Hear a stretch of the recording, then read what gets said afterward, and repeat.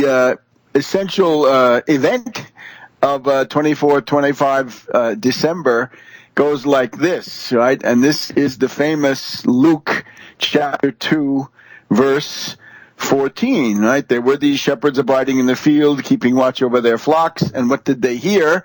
According to the King James Bible, the best we have in the English language, it's glory to God in the highest, and on earth peace, goodwill towards men.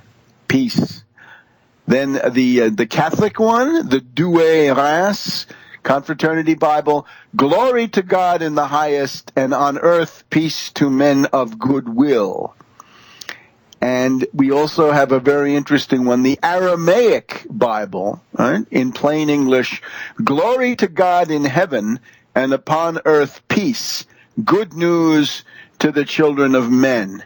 Maybe one more. International Standard Version, sort of mainline Protestant. Glory to God in the highest, and peace on earth to people who enjoy his favor.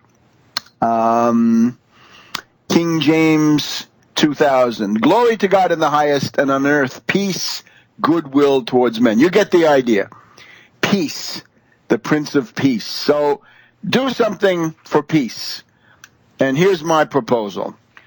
A campaign on the social media targeting General Allen, and targeting Allen as the centerpiece of a obvious network inside the federal bureaucracy that are constantly pushing Obama towards war.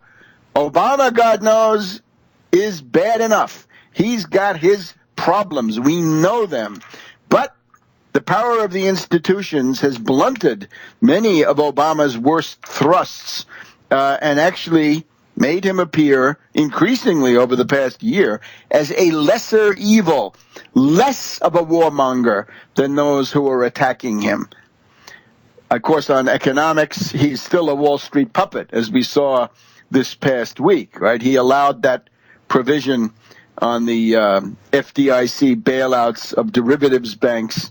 He didn't want to make a fight about that. All right, there are various reasons for that. But still, the people that are attacking Obama are, in general, much worse than Obama himself. So here's the idea. A social media campaign, and it can be something like this. Hashtag Fire Allen for Xmas. Now, the X is the ch in Greek, right? Christos, XR, right? You get the idea? But something like that. Hashtag Fire Allen for Christmas, Fire Allen, number 4, XMAS, something like this. Peace on Earth, Fire Allen. That's another one. Hashtag Peace on Earth, Fire Allen. The people who are pushing Obama towards war this week, first of all, Allen. We know that Allen, the ISIS czar, fire ISIS czar Allen. That's another one. The ISIS czar Allen is constantly intriguing with Erdogan of Turkey, with the royals of Qatar, and with others, maybe Bandar, I think, different factions of the Saudis, right, in that huge royal family. Allen wants what? He wants to bomb Assad, and he wants to stop attacking ISIS. He wants to preserve ISIS and Nusra and the rest of them. They can be used against Assad today, against Iran tomorrow, and they can be shipped into Chechnya in the coming weeks and months, and they can then wage war against Russia. This guy, Allen, has to go. There are now 2 hour-long interviews with Allen on C-SPAN, one from October, one from early December. Take a look at those. This is a dangerous warmonger operative. And the way it works, of course, is Allen and McGurk are in the State Department.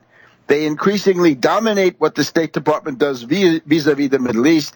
And outside, you've got Petraeus, Kravis, and what is called the Special Operations Community, the Special Operations Community. And we've just seen a terrible example of what they have behind them. Yesterday evening in New York City on Lower 6th Avenue, we had Jeremy Scahill, that's shill with an A stuck in as camouflage, but Jeremy Scahill and Glenn Greenwald. And they're of course, their stock in trade is that they don't like those evil Middle East dictators like Assad. They want to support the democratic heroes of the anti-Assad resistance. They cover up for the CIA. They cover up for the Joint Special Operations Command. They live in a dream world, but this is what the foundations are willing to fund. And we were able to point out with the help of some pie charts from Cryptome that of the documents given or supposedly purloined by Snowden, a tiny part, maybe 5% or maybe 0.25% or something like this, has ever been distributed. So they've been hoarded. They're probably more secret in the hands of these people because you can't get them through an FOIA. So actually, whatever these things are, if they took the originals, you'll never see them again. So, Allen, we got to figure that Allen is pressing and scheming behind the scenes every minute of every day. He has no purpose except the one assigned to him by Petraeus: start the bombing of Assad. And Obama has said no in public, the famous Brisbane no in November. Do you have a program to overthrow Assad, especially for him? No. And at that point, they've all gone berserk, and they've been berserk. They control the editorial page and the news pages of the Washington Post. So there's one. Now, in the State Department, we have this unfortunate lady, Madame Psaki, P-S-A-K-I, you know her, the redhead. And this past week, Madame Psaki wanted to pull a fast one. She was asked during the State Department briefing, has Obama signed the bill put on his desk by the Congress calling for a new round of sanctions against Russia over Ukraine? And she said, yes, he signed it. This was Tuesday, I believe. And it turned out she was 24 to 36 hours ahead of the curve. It hadn't happened, but she was out there saying it's already done. Now, I think my information now is that Obama did cave, did sign. Obama has just had his press conference here on the Friday afternoon and is on his way out of town. But you get it.